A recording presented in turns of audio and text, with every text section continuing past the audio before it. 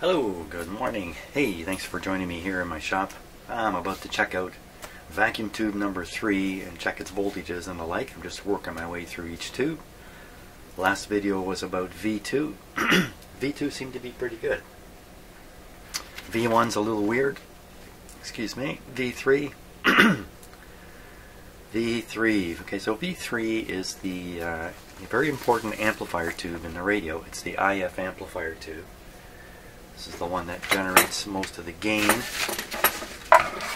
in the set. It's very important to have a good tube there. So let's just take a peek at the schematic here. Okay, so V1, V2, look at V2 is square. V3, here's V3. What is it? V3. V3. What kind of tube is V3? Let me just look on another sheet here. Excuse me. V3. Oh, it's another 6 SK7. Same as V1. Okay, that's interesting. So what do we got going here? We've got the output from this IF transformer popped right into the grid. We've got a screen. Let's just follow the screen wire for a moment. Comes down here to what you might want to call the screen bus, if you like. That's maybe not the best word for it. This wire here. Now, you know, the draftsman could have continued drawing this wire along here, and it would have looked more like a bus, and then he could have showed it going up into this tube. But instead, he decided to carry it up and over and down, and then show it as being extended through a capacitor to the chassis. That's a tough way to look at this. I would have preferred you drew this line over here, drew it up, and then just put the capacitor between the line and the, similar to this one here. This threw me off for a while. But you see, each of the screens on these 3 tubes are actually tied directly together. And then this capacitor's job is to quiet down that line so there's no AC or RF signals on it or anything like that. Now look at this little piece comes down here, comes into one of my favorite switches, a wafer switch. This schematic is shown with the radio switched off. This is the on-off switch, and this is the multi-purpose switch, we can call it that. So in the off position, there's no connection here. This, if we follow, whoops, wrong way. If we follow that, no, this one here, yeah, if we follow this, we'll see it goes all the way up to the B plus line. So this is just the main high voltage DC source coming out of the power supply. It goes through resistor R6, which is of interest to us if we get bad voltage measurements out here. When you snap the radio on, this little guy rotates one snap. That connects this together. You snap them 3 more times, and you're on the shortwave band. Shortwave, I don't want to say band. You're on the shortwave setting of the multi-purpose switch here. And you're right at the end of this slider. The slider will be all the way around here. The very next setting will break this connection again. And the very next setting is the start of the 2 gramophone settings. So the way this radio operates is when you want to play a record, the voltage to the screens is removed. You know, and I don't offhand know, well, I guess it silences the tubes, but I kind of thought, well, I didn't think it would do that, actually, to be honest with you. I don't know, but I guess that's what it does do. When you don't supply the necessary positive voltage, fairly high positive voltage, close to the plate voltage, in fact, on the screen, I guess the tube just gives out. It maybe, I don't know, I'm going to take a wild guess, maybe the suppressor grid is powerful enough to block the flow. I don't really know. I'd have to read up again. I'm sure I knew once upon a time I must have known that, but anyway. So that's what's going on with this switch. Switching, basically turning on and off these front 3 tubes. Okay, and B plus here.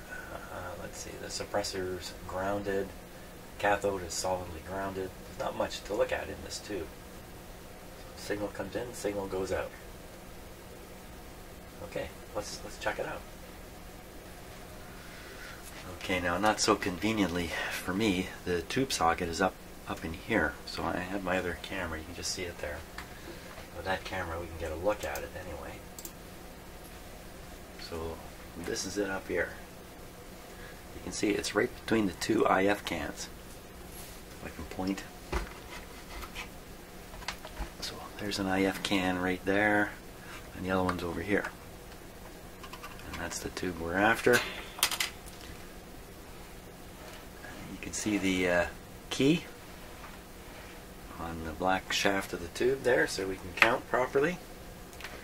And you can also see the voltmeter here. I don't think I can make things any really much better than that. So the voltmeter is on the 150 volt scale. And get my pin number sheet here. So we want to first test. Pin number 1 is the screen. Okay, so we'll start right there. Pin number 1. What if I get a shadow there on my deal? Okay, pin number 1. Well, pin number 1 is tied to 2 and 3, and they're all grounded. Pin number 1 grounded. Wait a second. That's not adding up at all. Pin numbers 1, 2, and 3. What? There's the key. 1, 2, 3. That's more like, what's the?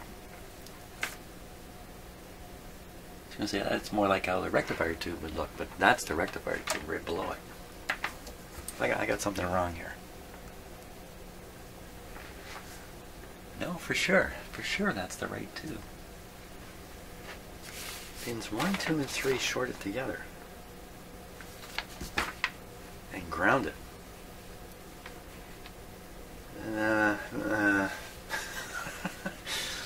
Okay, let's just jump back to the schematic here. Okay. Well, of course, it doesn't show any pins here, does it? But according to their own chart, I noticed that tube 1 and tube 3 are the same on the chart. They're the same tube, the 6SK7. So that makes sense. What's going wrong here? So pin 1 is the screen. Pin 2 is a heater. And pin 3 is the suppressor. What's going on here? V3. I'm looking at another diet. Looking at the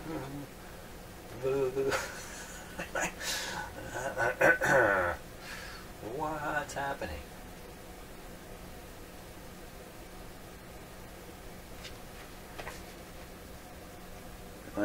I've lost my head.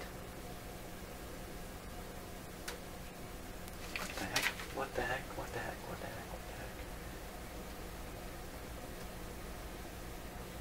the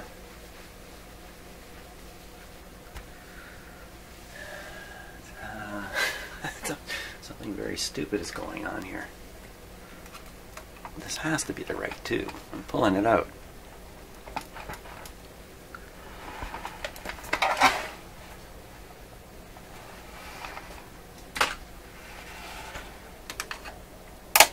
Ooh, that didn't sound good, did it?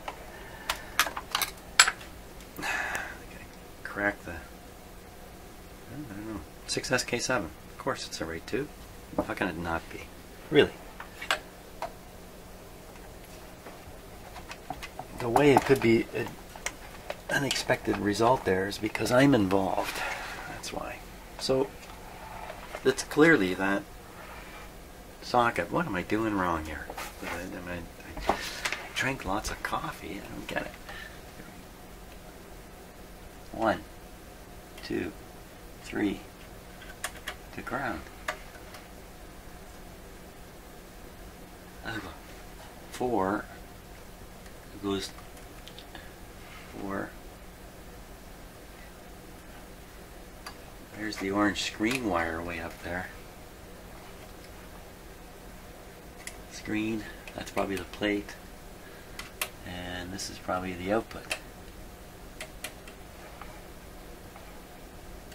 Some ugly looking parts in there.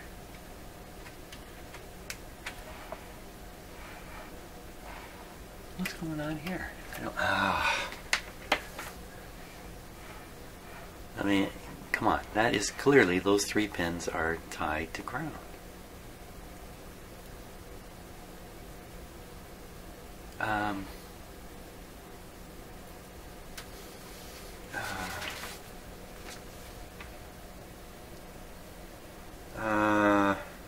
Okay, let's take a look at the other. Where's the other?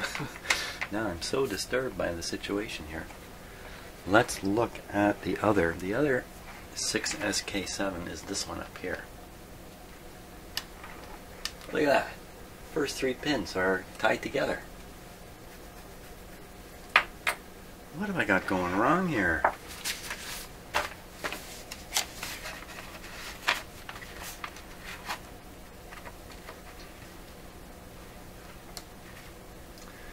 Sorry about the focus here. V1 and V3. Pin 1 screen. Maybe that's not the screen. Maybe that's something else. S maybe doesn't stand for screen. Okay, 2 is heater. 3 is G3. Okay, that makes sense. So what? So that would have to be the cathode. No, here's the cathode. Pin number 5. What's an S?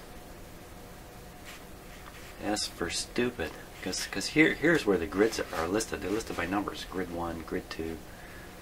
Where's grid 2? There's grid 2. Oh, that's on the other 2. Where's grid 2 on this 2? There it is, grid 2. So there's the screen. Pin number 6. Just like I said, that orange wire. That's a little better focused here. Okay, so I got fooled by this S. S for... okay, so some of you are just screaming at your screens right now, trying to get it through. I'm not hearing it. Listen, I'm going to listen to my own screen here, my computer screen. I can't hear it coming through. Yes, well, clearly it stands for stupid. That's what it stands for. Okay, I got that sorted out. Okay, let's get back in order now. I'm okay. Everything's okay. We're okay.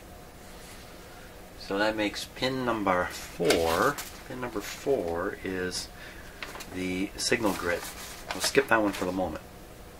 Pin number 5 is a cathode. That's right to ground.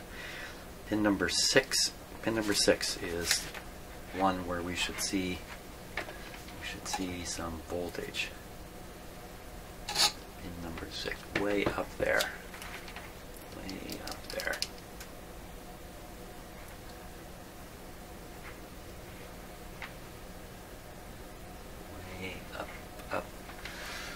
Up there on this orange wire. Okay, 1, 2, 3, 4, 5, 6. Yes, 6 is the orange wire. Here we go. Watching the meter.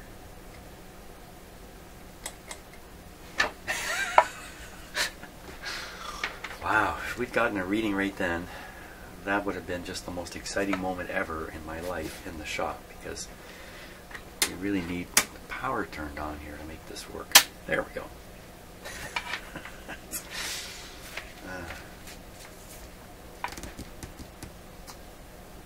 Okay. Let me get down here again.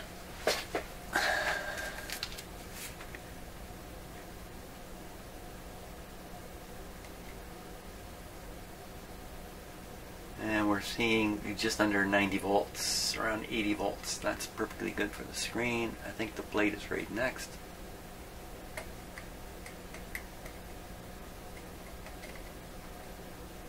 I don't see anything on the meter. And that's not the plate. The plate, let me look at the chart here. Chart, where's the chart? The chart. Plate is 8. Plate is 8. Plate is 8. 8. Okay, so 8 is the next one. This is 8. Whoa! Wow! Ooh, more than 150 volts on it. Plate. Plate reads 250 volts. 250 volts. And looking now at the table of voltages, see if I can find it here. For that tube, IF amplifier, 215 on the plate, 80 on the screen. So things are a little high. The 215 though is coming in much higher. And again, you know what? It could easily be because of the meter I'm using. The meter that these measurements are made, let me just read this again because it's like the worst meter you could ever have. 500 ohms per volt.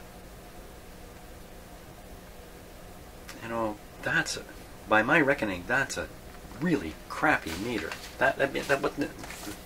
What that means is that meter draws a fairly significant current out of the circuit in order to just move its own pointer. And of course, when you use these VTVM meters, they're designed to do exactly the opposite, to try to take as little current as possible out of the circuit and provide a measurement. But 500 ohms per volt is terrible. A good old-fashioned meter would be 10 or 20,000 ohms per volt. 500. That's like that piece of junk I had out the other day, the little tiny battery tester type meter. Okay, so we'll leave it at that. We'll assume, okay, voltage is high because the voltmeter reads high. Everything else is reading fine. Let's go to the grid now. The grid, and I'm going to clip on my voltmeter onto it because we're going to poke around here for a minute or two.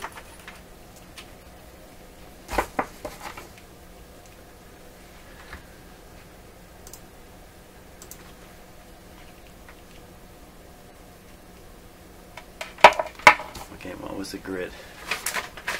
The grid G1 is pin 4. First one after all the shorted ones. Now, stick my finger up in the radio here.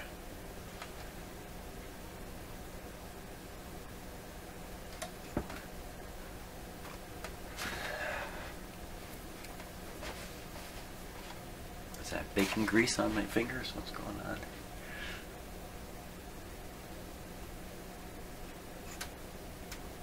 Lucky. It's gonna pop off. Okay. I got the voltmeter hooked up. Okay, there we are. We see the kind of reading we should be seeing. Now, what I want to do is I want to flip this multi-purpose switch here around. So right now it's on AM. So we would expect the grid, we would expect this tube to be operating. So it should, so this is AM, there's 3 AM settings, broadcast settings. Okay, not much change there. Now we'll go to shortwave. Ooh, this is what I wanted to see. And then we'll go to radio. Gone.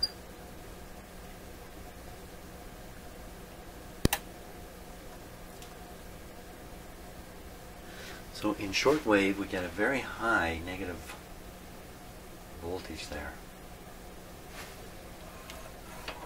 Frankly, I don't know why it's any different than it would be on AM. It certainly is. Now, either that's by design or something weird's going on, or who knows. Good though. Good observation. And I think we just move right on to V4 here. Might as well do another tube. V4. So quickly to the schematic. Okay, so V4 is another complicated tube here. He's doing all kinds of stuff.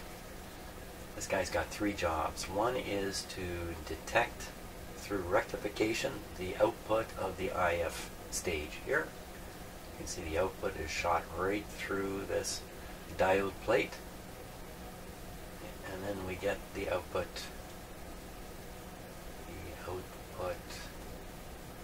Must be going down, monkeying around inside these switches.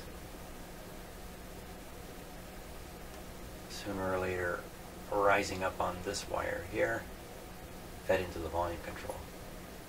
So that's one part of what's going on here. Resistor capacitor here. So now many radios, cheap radios, derive the ADC right from here, but this one separately, it derives an ADC voltage separately with this plate over here. Rather than fiddling with the secondary side of this transformer, look, it takes it off of the plate. Really, it takes it right off the plate here. The plate of here. Am I telling the truth here? Rectifies it. Shoves the result onto this line. Hey, look at that. C38. That's probably the AVC capacitor there. Let's follow this line. Am I right? Goes through this crazy switch. What if it didn't go through the switch? On. Okay, so this goes up to one grid. This goes up to another grid. This goes up to the last grid. So that's the AVC line. Yes, and this is the only capacitor on, so C38 must be the AVC capacitor. C38. 0.01 tubular, so I will have changed this with a new capacitor. C38. I gotta check that and make sure I got this one right. 0.01. C36. Okay, put on my list of things to do here. I'm keeping a list of things to do for this radio because there's too many. Once there's 3 things to do, I can't keep it straight in my head anymore. So we'll check C38 at some point. Okay, so what we should see here for voltage, really no voltage on this part of the circuit here, except I mean, it will build up a DC voltage just like the AVC side, but no B plus type voltage on this plate. Same thing for this one, no B plus here, just B plus on this plate. Now what's this guy doing? This is the third purpose of the tube. He needs the audio preamp. Just the tube manufacturers realized they could package these functions together in one tube, and a lot of radio manufacturers would buy those tubes, like this one, because it does so much. So out of here comes the audio, which is then should be fed somehow, let's see, to the grid here. There it is, right through there. So that's what's going on with this tube. Only place to find a voltage is on the plate. And what voltage should it be? Let's see, it goes through a couple of resistors on the way to the main B plus line up here. So, as a guess, pretty much the same as the other tubes. 250, something in that range.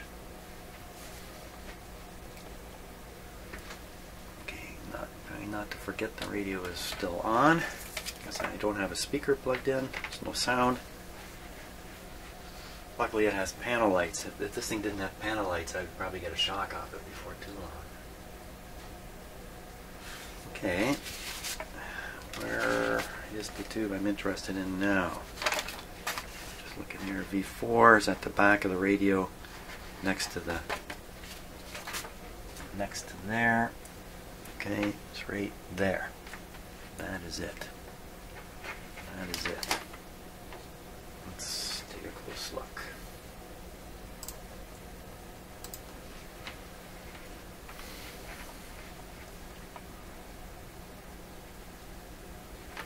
That's back in here. Okay, so the plate is pin number 6 on that guy. Spot the key.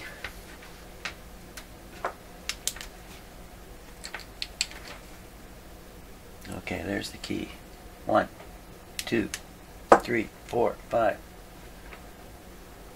6 appears to be this right here. Wait a minute here.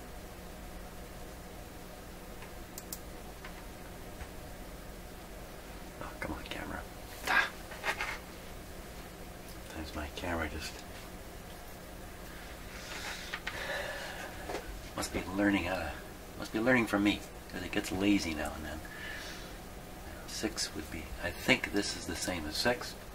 Oop, oop, oop, oop, oop.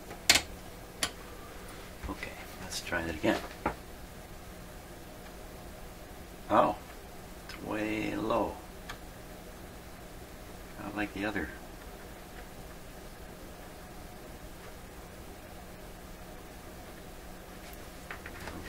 Connection problem there. It's kind of, you know what it looks like? It looks like every time I contact it with the meter, I'm drawing down the charge, so the meter's going up and then receding right away. And then with the poor contact here,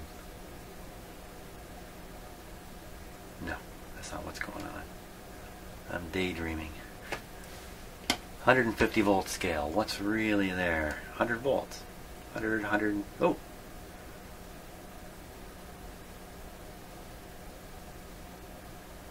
Look at that.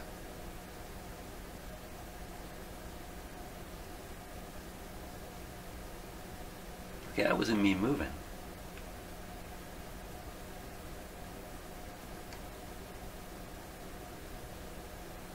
There's solid at 100 this time. Something wonky about that solder connection. Something wonky here. Let me go on the other side of this resistor. So we're right over at 150 here. This is okay. So there we're getting very high voltage, 280 on my meter. On the other side,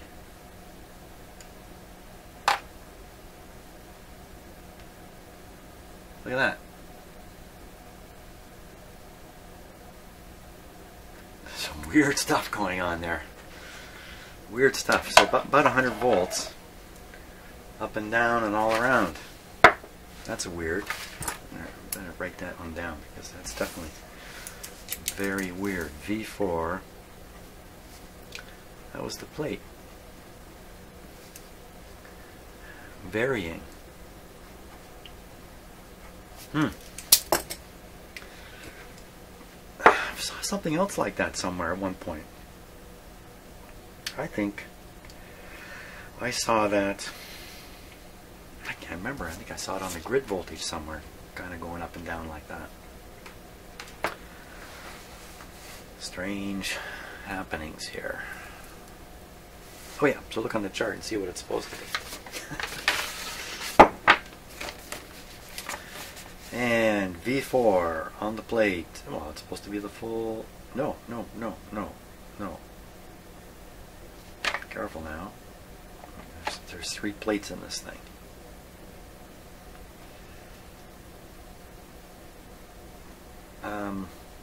EA volts.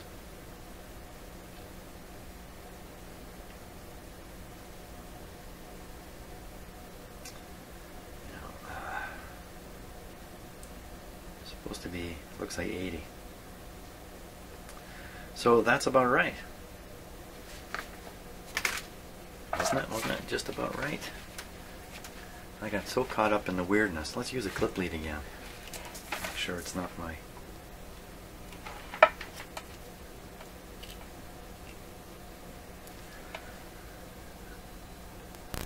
Make sure it's not me. Okay, so here it is. Looking very steady there. Okay, that's 100 volts on the 150 volt scale. Where's that? Where's that?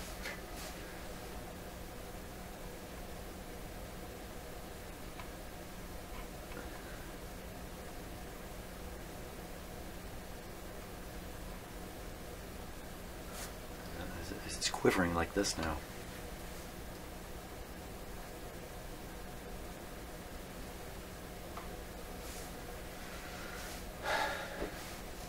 I don't know. Strange stuff. Strange stuff. 100 volts though. So V4 it checks out okay. At least as much as I can right now in terms of high voltage supply. So why don't we just carry right on here? Where are we? 9:20 in the morning. We'll go on to V5. V5 is the output tube. That's got some important considerations here. Let's take a look on the schematic first. Okay, V5 is this guy here. It's got 3 grids in it. Okay, so the cathode has a cathode resistor here, R19. R19 is going to be low, 270 ohms. So we'll make sure that's correct. It's got a fairly large capacitor across it. I'm pretty sure I replaced that one before, C39, 50 at 25 volts, 50. So that's a pretty big guy there. Needs to bypass this resistor. We need to check that. If I'm going to measure the grid bias, I'm going to have to read it between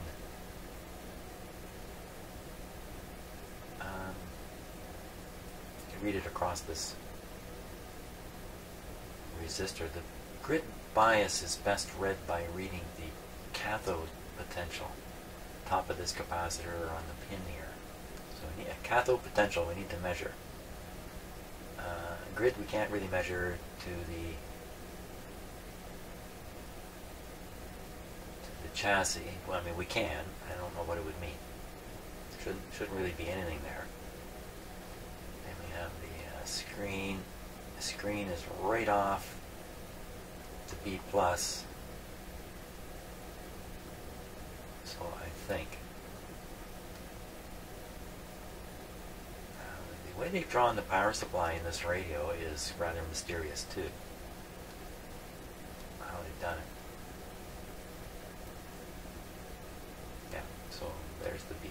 So it's going through this R18. Very important resistor. So we should get pretty high voltage on the screen here. And pretty high on the plate. It's the output tube. The object is to have the highest voltage available on the output tube to get the most power. At the output tube we should expect 245, the highest reading we've gotten on the plate. 215 on the screen. 10 across the cathode resistor. Okay, so we're really high, very high, and 10. Take a look at this chart here now for V5. Is that right? Just to be sure they haven't done something funny here. V5. Plate is 3.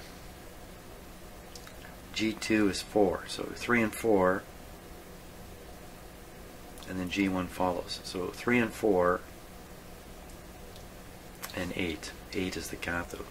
3 and 4 for high voltage. 3 higher than 4. That's what we're doing here. 3 higher than 4. 3 is higher than 4, isn't it? Maybe if you stand on your head. Now, where's the output tube? It would look to be, for sure, this one right here. 6V6 right there. Output tube. Show me in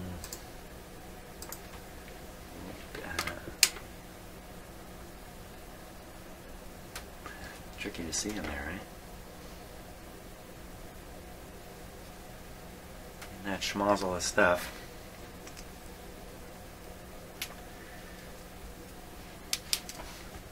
Oh, I see it already. Easy counting. I got the right tube.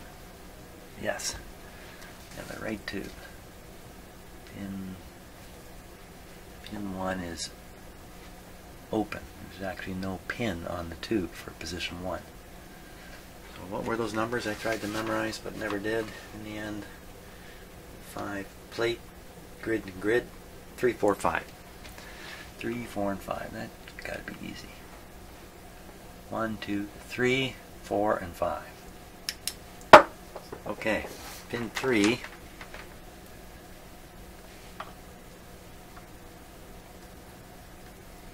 See the voltmeter going right over the corner of my eye. Okay, on the 500 volt scale, pin number 3, and we got 285, which is the highest reading I've ever gotten here. And now pin 4. Pin 4.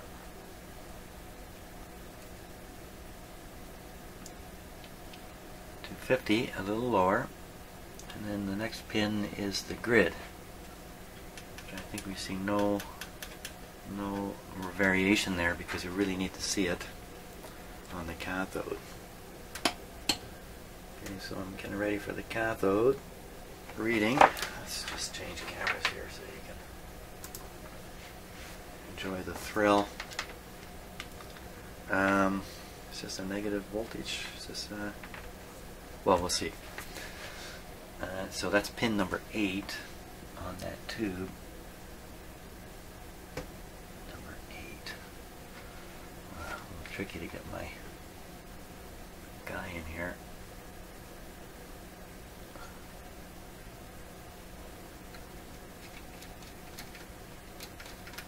Okay, I don't see anything happening there. 15 volt scale, looking for 10 volts. That should be pretty easy to see on pin number 8. To be absolutely sure I've got 8 here. I did not have 8. I had 7. Okay, pin 8.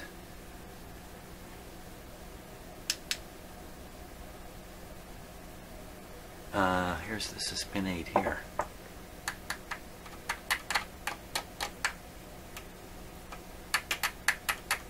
Nothing at all.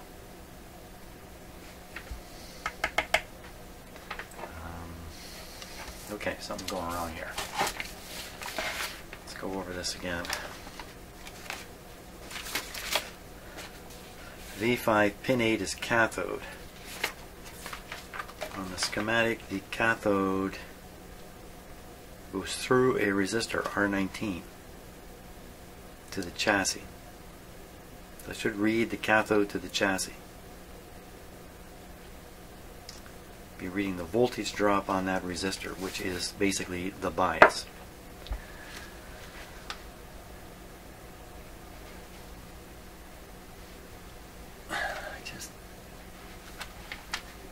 You know what? I've switched to the wrong tube. That's what's happened.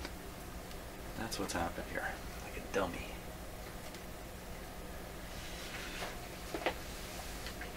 I started checking out the wrong tube. So okay. Pin. Oh yeah. Pin 8. So pin 8 is here. And of course, this is the bypass capacitor sitting right here. This big guy. There it is.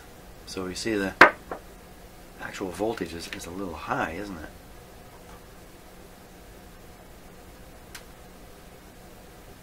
It's 15 volts full scale. Okay, let me click this on there.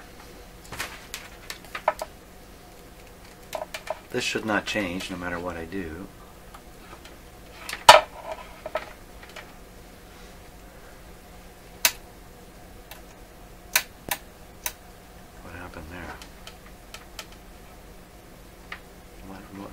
What's going on here?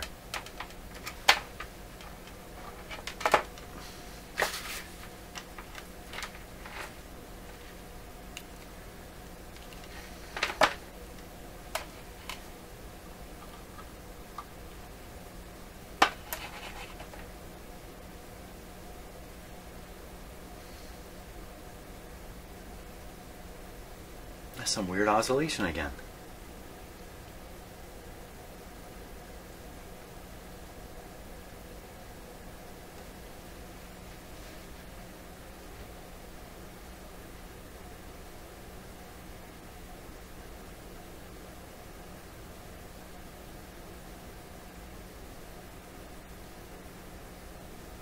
weird.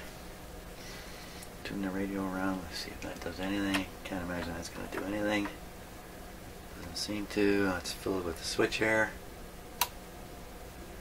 Way higher. On the 50 volt scale. So we're reading 20 volts. Just under 20 volts on there now.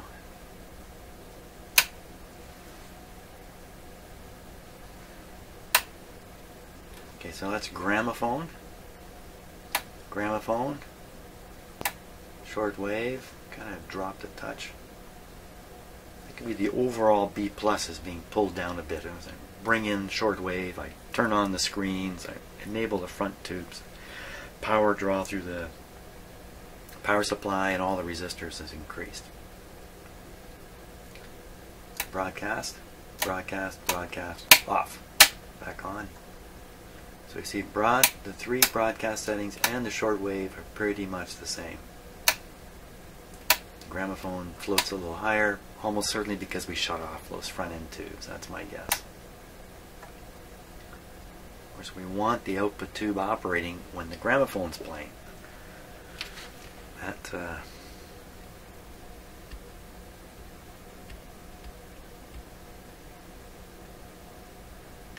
So what are we finding out here? So we're finding out V5, the grid voltage, grid bias is closer to 15 volts.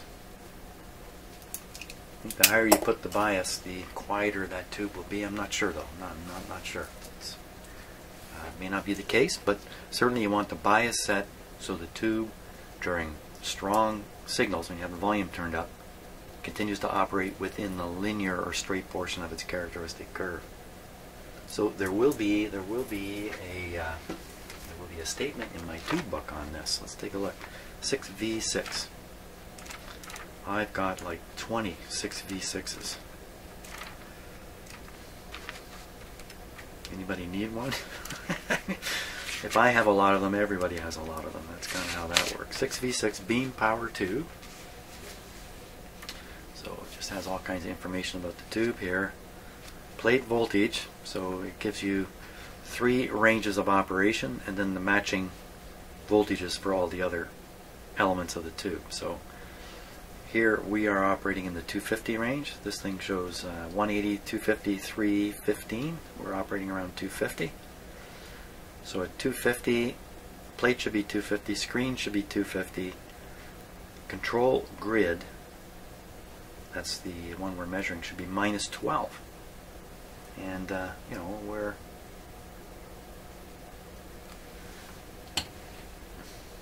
a little high. That was, we're like 16. And even with the high voltage, the 315 plate voltage, you keep the screen, actually drop the screen lower, 225 instead of 250, and then run the grid at minus 13.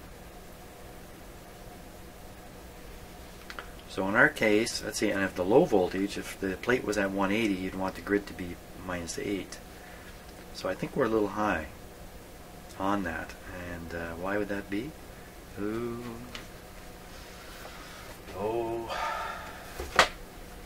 Incorrect resistance in the cathode resistor. Put that on my list of things to check. Cathode resistance.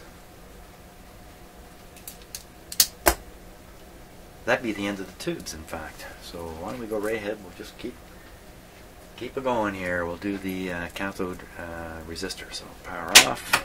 Don't want the power on during that. Being done.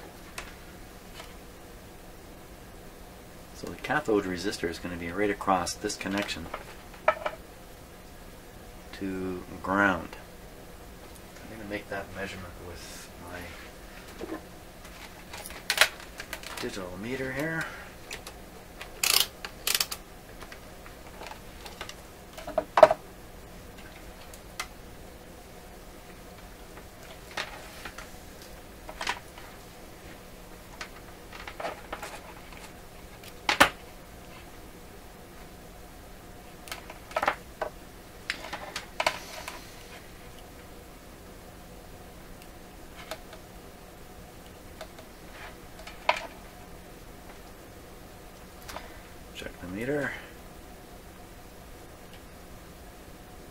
0.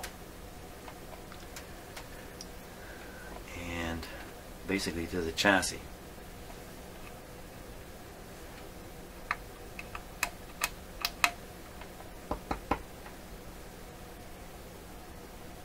And I'm looking right at the resistor here.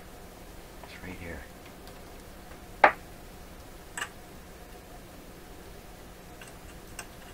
Oh, it's supposed to be 270. Right. Okay, looking for 270. Oh, look at that. 500. Oh. Oh. Okay, what's going on there? Let's double check what the resistance should be. Okay, so we're talking about this resistor here. R19. Now, you know, if you bump this guy up, you'll slow the current going through here, maybe reduce the output of the tube a bit, maybe push it a bit towards some distortion if you crank the volume up, but you'll cool off this tube a little bit. I mean, there's all kinds of trade-offs, as always. R19, 270. Something wrong with my measurement method here. Let's see if we can actually look at the value on there. Just fix my focus here. Up close. Radio's off. Go in for this guy right here.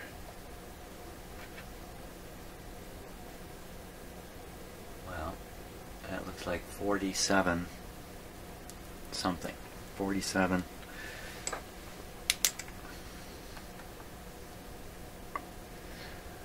Well, it could be 47 and a brown. That would be 470 instead of 270. So it should be red, purple. Look at the wrong size in there. Yeah, it could be. I'm the guy who put it in there, and it could be I rummaged around my junk box. This is what I found.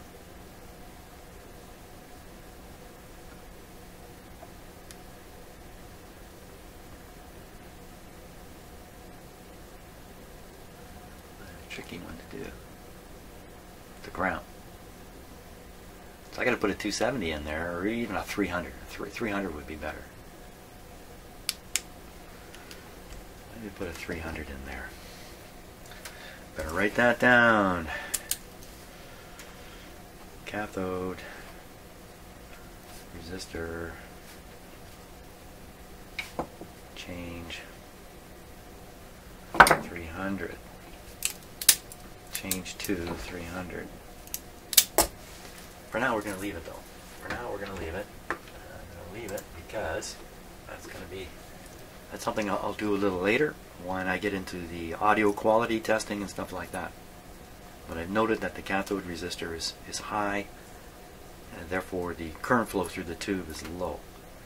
Therefore, might be, just in case here, you don't know what a characteristic curve looks like.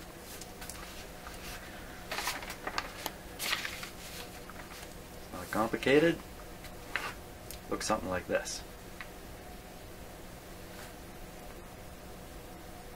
And there's a portion of it that is fairly linear here. You know, so if you go over 1, you go up 3. If you do the same thing here, you go over 1, you still go up 3. It's fairly linear through here. So you want the bias